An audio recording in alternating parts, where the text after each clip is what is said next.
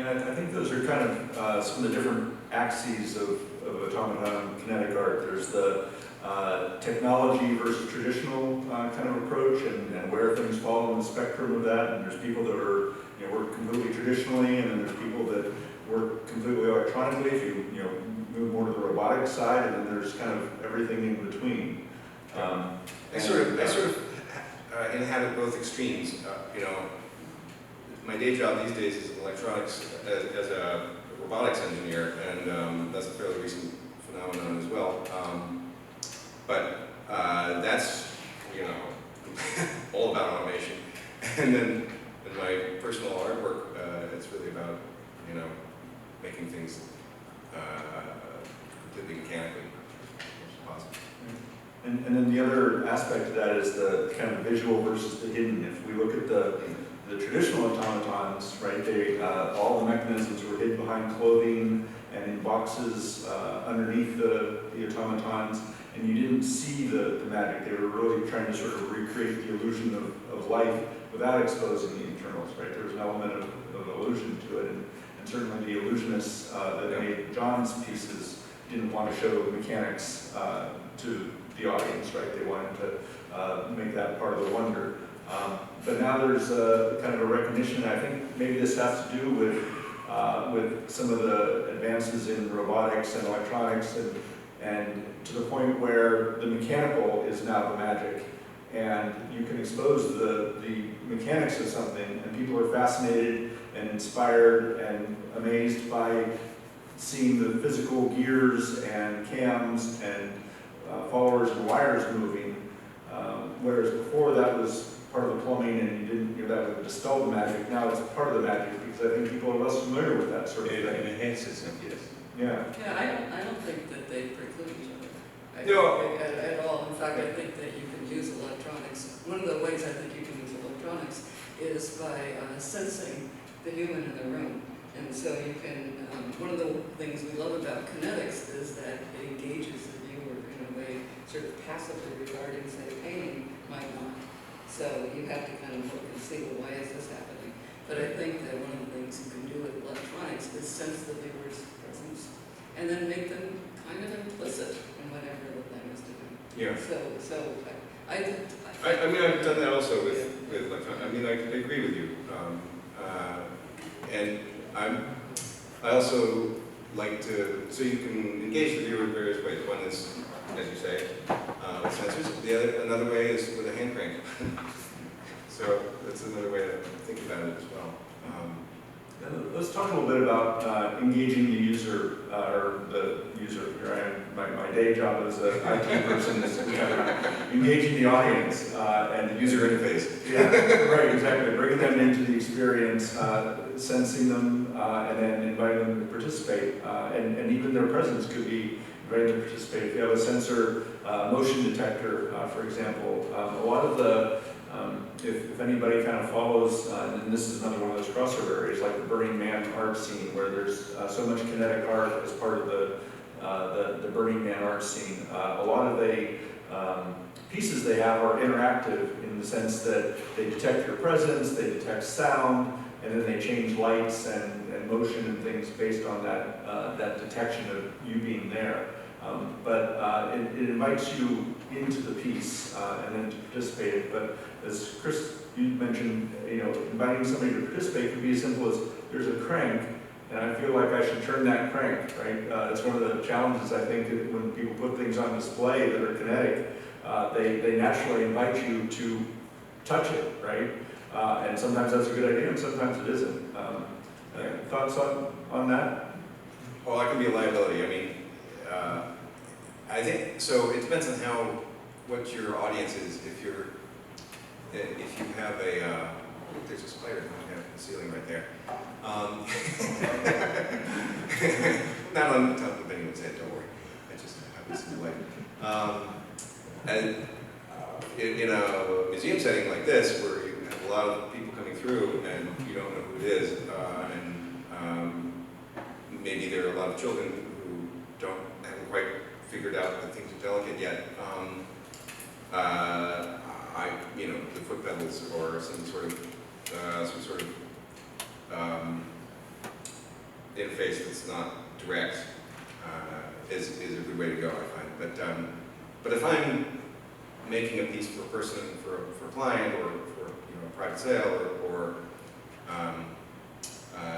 I know that it's only going to be a limited audience that's going to be using it, then I like handcranks because I think it's a nice visceral way to interact with the piece. You actually have some control on it, and you feel like you're actually driving the piece as you're watching it, which is a really nice way to interact with a piece of art, I think. I saw a piece recently that when you walked into the room, the sensors detected your heat signature and started in bell jars. You could see the mechanisms that had moths, mechanical moths. The more people that walked in, the greater the heat signature in the room was. And so the moths got more and more frantic, and it became the fact that there were multiple humans and the sensors detected the amount of heat in the room. So that became part of the art. So I totally understand what you're saying about hand cranks. That's fine. But I actually think that you can add dimensionality to a piece with electronics. Right.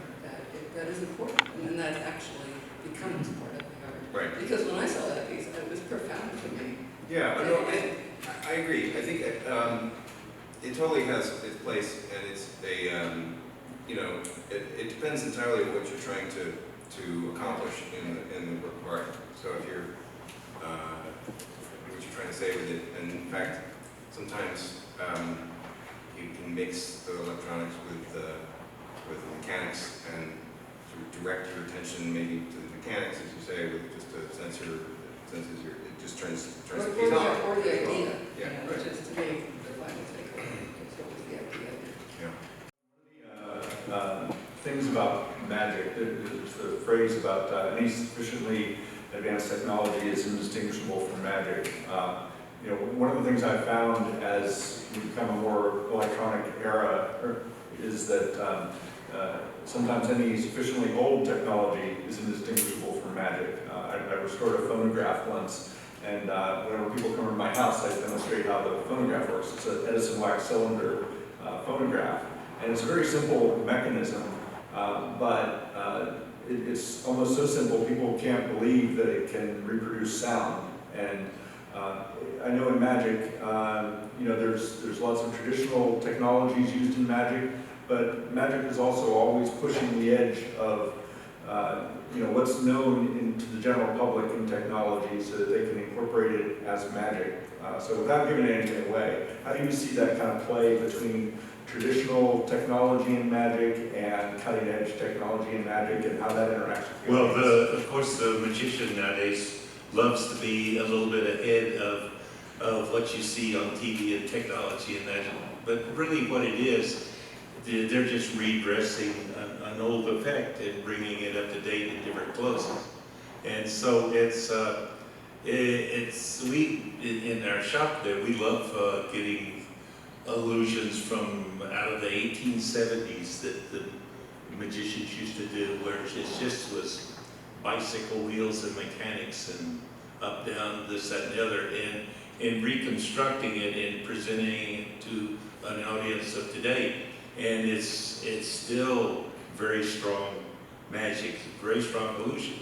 And for instance, we did one at our little conference a number of years ago, and somebody saw it on YouTube or something like that, and it's called The Start Day is the name of it. It was made by I think Alexander Herman used it in the 1870s, and it's a woman that floats up and goes through all these different storytelling effects, but is able to move in so many different ways. And so we built our own version of the thing, and it got out, and now we have a producer from London that wants to take that principle, whatever, he didn't know how we did it, he just wants to bring it to the West End in London and make the one, if you remember from 1951, Fred Astaire dancing on the ceiling and around the room. He wants to reconstruct that only for a live audience every night. Mm. And so we will use this rig from 1870 to do something that when they actually shot this in 1951, they built a room that rotated, and of course Fred Astaire was always down on the bottom, but the camera rotated with the room. And so here we take that original 1870 technology all the way to, and it'll open in London in 2 years. Oh, great. Are you gonna do that? You're gonna rotate the entire audience around? You can't, I mean, with a camera, you can stick it on the wall and you can rotate, but you can't do that with an audience. No, that's why you have to grab a hold of the guy and move him around, really, and turn him upside down so he can walk on the wall, just like they did in 1870. I want to know in the orange tree how you get the ring around the handkerchief and the handkerchief coming out of the top of the top orange there. Well, that of course, the orange tree came out hundreds of years ago in the magic, the performance of the magician, and they had offstage help and the secret people helping them in the illusionary part of where you think, how do you, magic guys, how do you present that? Anyway, the audience doesn't realize the sequence of events there, and when the tree is finally brought out, of course the borrowed effects are already loaded in there, and so when the butterflies fly up out of the tree and pull the borrowed handkerchief up from the one lady audience, and in the middle of the handkerchief is hanging the beautiful ring of the other lady in the audience. So you carefully remove those and give back to them. And that appeared inside one of the oranges, a real orange, that miraculously opened up and the butterflies appeared to take it out. So it's a very poetic approach to, magic. Yeah, it's a very poetic. I love the poetry in that. Yes. Yeah. And all these pieces, there's a real poetry about illusion and expectations, and I think, at its best, automata do the same thing, right? Or any kind of art, I suppose, that does the same thing. One of the, not poetry necessarily, but storytelling is a big part of what I do as an artist. In steampunk art, you're creating sort of technologies that never existed but should have, is kind of the idea.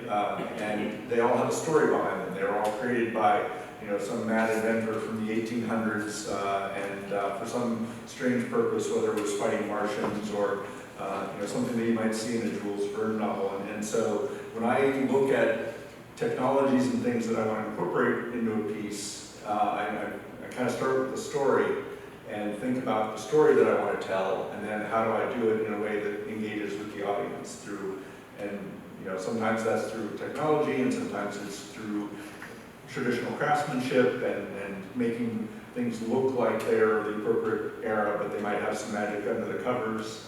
So just different kinds of things to incorporate into the discussion. Maybe talk about storytelling a little bit as part of kinetic art. Any thoughts? Obviously, that's a big part of magic. John and Kate, any thoughts? Well, Go ahead, John. Yeah, I was lucky enough to grow up in the 60s with my shop just down the street from Disney's Imagineering, and down there, so a lot of the magic guys worked there, and going down there and seeing them put together the mechanical birds and the Abe Lincolns and all of that, and I think they built them. I think Walt's idea was to show how wonderful it was that we could emulate the human movement and see how close it could come to it. And when the audience would come into Disneyland, you'd say, wow, how did they do that? And so over the years, you see the mechanics in these guys become more sophisticated, and it went from pneumatics to air over oil to other types of servos and everything. And then, if any of you remember in the Haunted Mansion, they came up with projecting onto those tombstones. Remember that? And wow, there's a whole different animation there. Well, they have taken that. Pepper's Ghost illusion? No, this is the projection just of a camera on kind of a bald face. The crystal ball, the crystal ball illusion, is that the one with the woman's head inside the crystal ball? Is that? Yeah, that's bald. Well, they've taken that technology now because of the projection and the lighting and LEDs and all that, and it's so beautiful and strong and everything. They can get the camera back farther, and it is so much better visually than all those mechanics inside Abe Lincoln and everything. So they're going now to this projection system on so many of their animated faces and everything. It's kind of sad because it kind of leaves me behind, because I know little of projection technique, and all the mechanics now are being left out along the road. So here he goes into another generation. That's what happened with the stop motion too. Go ahead. Okay, So I was wondering, so much of what you do is secret, right? I mean, you can't reveal it. Is that hard? I mean, do you have to wait years before, say, an illusion is revealed? Well, yeah, but I'm not very good at that because I'm more proud of, in my shop of what we did in the secret and see how these things work. And I often show the mechanics to people that come to the shop rather than the magic trick itself. So they don't know how it all goes together? Well, they don't really know the effect. They just see these things moving around. Kate, do you want to talk about storytelling a little bit in your work? I like, I'm not a storyteller in terms of some of the more traditional automata, which has sort of more of a linear thing, so I kind of just like the idea of it. I was laughing because I was listening to somebody talk about this very complex way they build cams, which involve plotting and graphing and math. and I was thinking, I bought an old hammer. I love old tools. I bought an old hammer at a yard sale, and that became the idea for an automaton. So it's more like the idea kind of comes from just a certain single idea comes from like looking at this and thinking, that's a beautiful old hammer. It probably has a history. What did it do? And I have that a lot in steampunk art. Right? I spend a lot of time in flea markets finding old, interesting pieces of technology that are no longer functioning or don't have a purpose in the modern world, and seeing how they could be reincorporated and brought back to life to engage a modern audience. I was thinking about the cam thing because I think for a lot of automata makers, I think that's great, and I'm really in awe of it, but for a lot of us, I think we just kind of make a cam and see what it does. You know? I mean, what kind of movement is generated by some kind of crazy cam, and then you kind of say, okay, well that's cool, you could do this with that. Chris, what are your thoughts on that? I know with the Bird of Paradise has very large cams and out of metal that you can't sort of fudge. Yeah, I guess in terms of storytelling, I'm of several minds about it. I think you can think of narrative in a bunch of different ways. It can be sort of conceptual, like what you're describing a little bit, where you find an object that seems to have some character, and to draw out that character through motion is one way to think about it. You might find some sort of phenomenon that is sort of a mechanical phenomenon that has some poetic virtue to it. Like I'm thinking maybe my piece in the show over here with the washers that fall down the spring belts. It's a very simple mechanical idea, but when you know have a bunch of them and they're all doing it at the same time, it becomes its own kind of. It's hard to call it a narrative exactly. It's maybe a more conceptual narrative, maybe, but it's maybe more like a poetic statement, I guess. But the little bird, the flying solo piece, I think you could say that has a narrative because you have a little bird and it's doing something, and you can kind of make a story about what it's doing and where it's flying. So I mean, maybe narrative comes from more figurative sculptures, where more like the automata world, and then there's kind of a fuzzy line between that and the more conceptual pieces that may or may not have a very strict narrative associated with it.